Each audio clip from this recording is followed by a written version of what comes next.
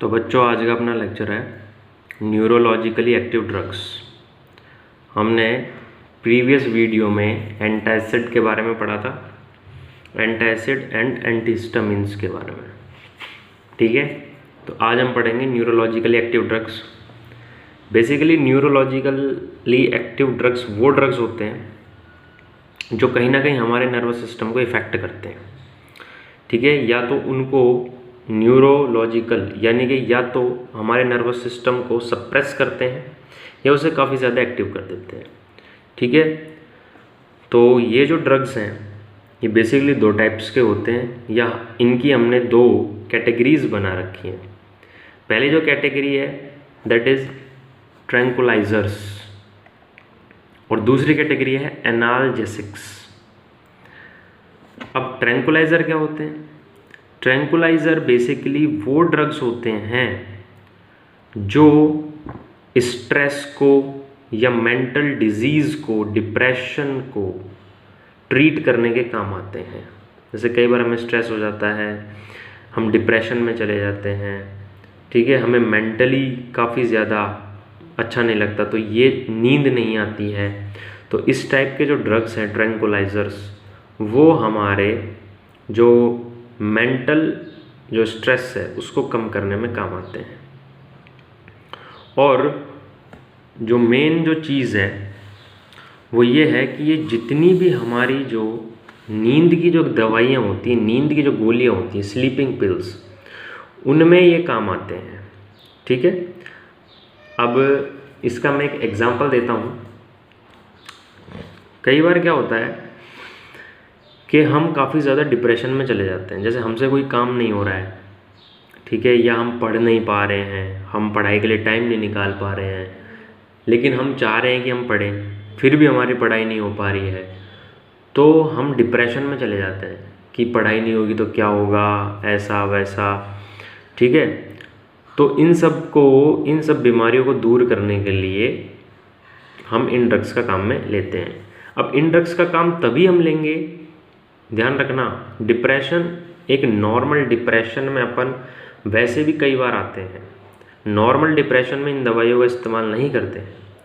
इन दवाइयों का इस्तेमाल तभी करते हैं जब आपको डिप्रेशन कंटिन्यूस हो, ठीक है, और आप इससे ज़्यादा इफ़ेक्टिव हो रहे हैं। आपकी जो एवरीडे लाइफ है वो इसे अफेक्ट कर रही है, तभी हम इन दवाइयों का इस्तेमाल करते हैं। एक नॉर एड्रीनलिन, बायो वाले जानते होंगे, मैं आपको वैसे भी बता देता हूँ। जो एड्रीनल ग्लैंड है, एड्रीनल ग्लैंड जो है वो हमारे किडनी के ऊपर होती है। तो एड्रीनल जो ग्लैंड है वो दो टाइप के हार्मोन सिक्रेट करती है, that is adrenaline and nor adrenaline. ठीक है, एड्रीनलिन जो हार्मोन होता है वो बेसिकली माना जाता है अपना जो अटैकिंग हार्मोन है, ठीक है, उसके लिए माना जाता है। जैसे कई बार आपको एकदम से डर लगता है तो डर को कंट्रोल करने में वो काम आता है। जैसे लड़ाई हो जाती है, ठीक है, लड़ाई में आपका बीपी एकदम हाई हो जाता है, तो ये जो एड्रेनलिन हार्मोन है ये जितना ज़्यादा होगा उतना ज़्यादा आपको एंगर आएगा। एंगर, एग्रेशन के लिए हार्मोन होता है ये। अगला जो है इसका वो है नॉर एड्रेनलिन। ठीक है, नॉर एड्रेनलिन क्या करता है? आपका मूड चेंज करता है। बेसिकली इसका फंक्शन है आपका मूड चेंज करना, मूड चेंज कर देता है।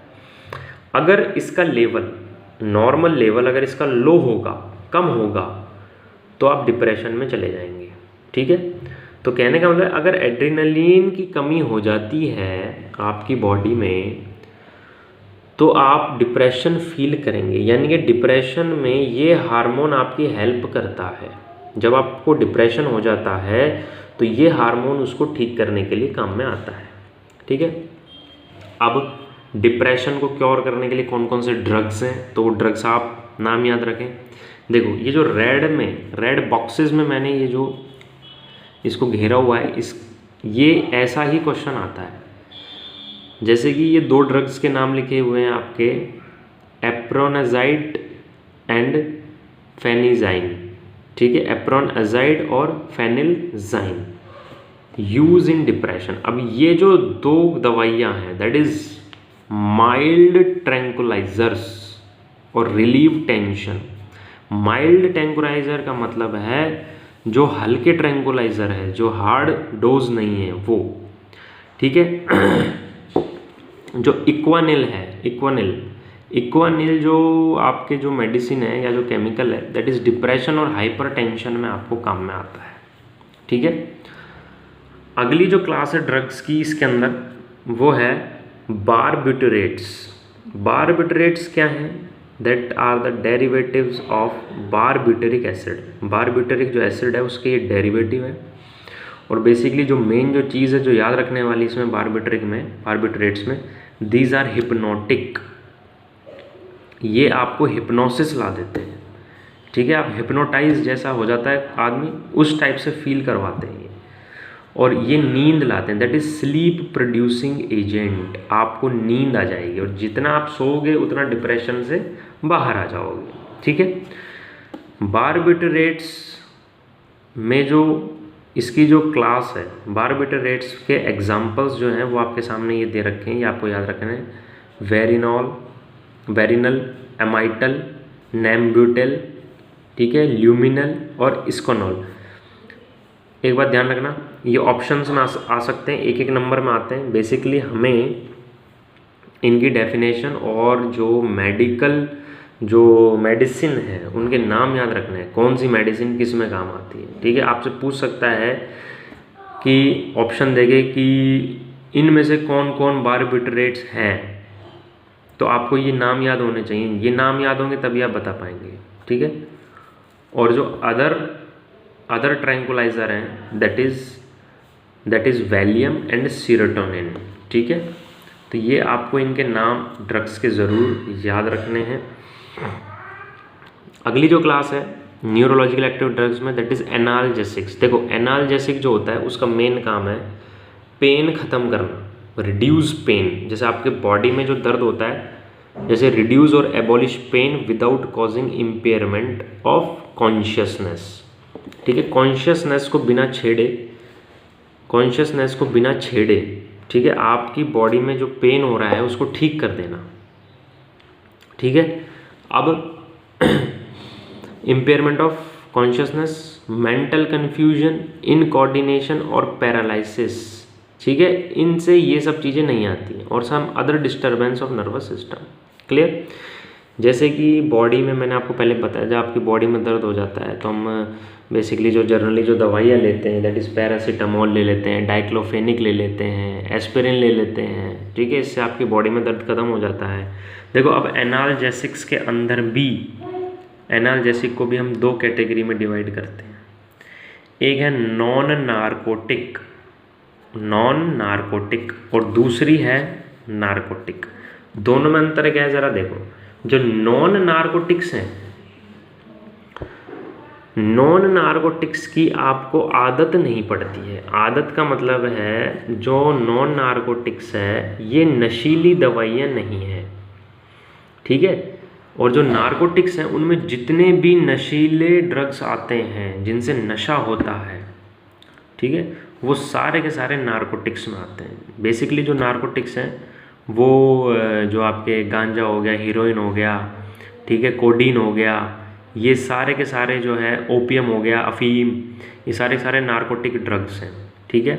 इनसे इनकी आपको आदत पड़ जाती है, ठीक है, नारकोटिक ड्रग्स की।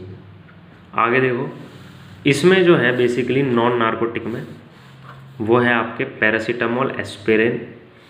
अब देखो aspirin inhibit the synthesis of chemical known as prostaglandin which cause pen.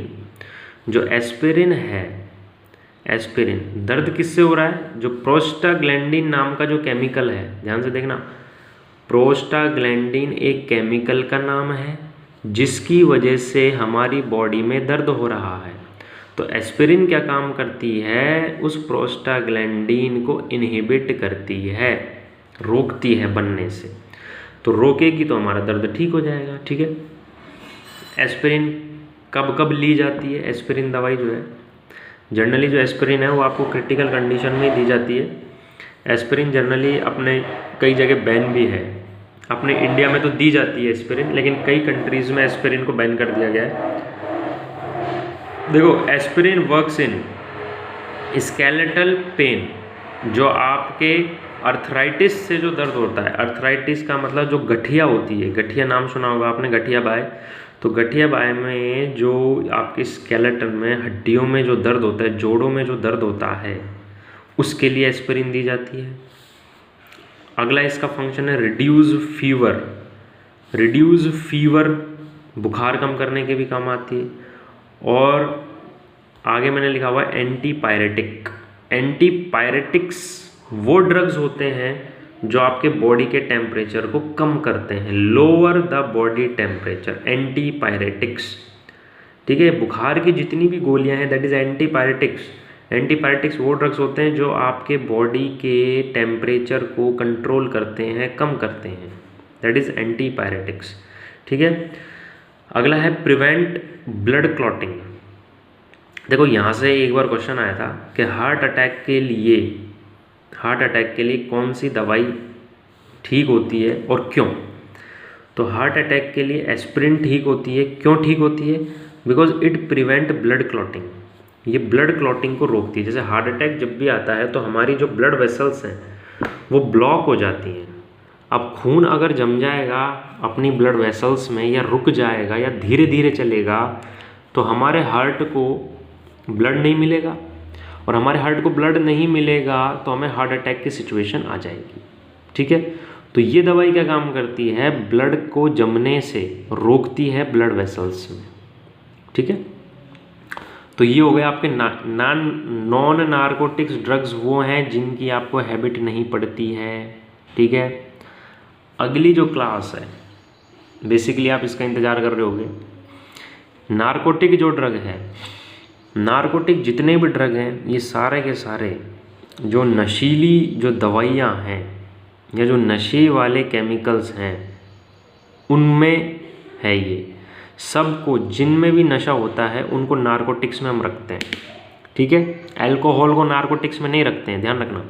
एल्कोटिक जो आपके अल्कोहल है वो एनाल्जेसिक नहीं है, वो नारकोटिक ड्रग नहीं है, ध्यान रखने चीज़, कहीं अल्कोहल को तुम नारकोटिक्स समझो। ठीक है, नारकोटिक्स क्या है जरा देखो, habit forming, pain relieving and induce sleep. Habit forming का मतलब आदत गिर जाती है, इनकी आदत पड़ जाती है, दर्द ठीक होता है और नींद आती है इनसे। ठीक है, एग्जाम्पल आप आधे से ज़्यादा लोग जानते होंगे, एग्जाम्पल मॉर्फिन। ठीक है, मॉर्फिन जो है आपके, मॉर्फिन बेसिकली गांजा जो है, गांजे की ही एक फॉर्म है जिसको मॉर्फिन बोलते हैं, और मॉर्फिन का दूसरा नाम है ओपिएटस। ठीक है, ओपिएटस, सॉरी मैंने गलत बोल दिया। मॉर्फिन जो है आपके बोलते हैं अफीम को, जो अफीम है, अफीम को हम मॉर्फिन बोलते हैं, गांजे को मैरिजुआना बोलते हैं, सॉरी। तो जो मॉर्फिन है, मॉर्फिन कहाँ से मिलती है? मॉर्फिन मिलती है ओपियम पॉपी। ओपियम का मतलब अफीम, पेड़, अफीम का पेड़ होता है जिसमें गोल गोल डोडे उगते हैं। ठीक है, तो उन पे चीरा लगाकर उसका जो दूध है वो कलेक्ट किया जाता है और वहाँ से अफीम बनाई जाती है, तो मॉर्फिन वहाँ से बनती है। हीरोइन, कोडीन, ये तीनों आपने नाम सुने होंगे। कोडीन का तो पता नहीं आपने सुना है या नहीं सुना, लेकिन मॉर्फिन और हीरोइन जरूर सुना होगा। ठीक है, आगे देखो, these drugs relieve post operative pain, यानी कि जब आपको, ये मान लो ये जो दवाइयाँ हैं ये आपको सीवियर पेन में दी जाती हैं। मॉर्फिन, कोडीन, सीवियर आपको पेन होता है। आपने एक पिक्चर भी देखी होगी, टैंगो चार्ली।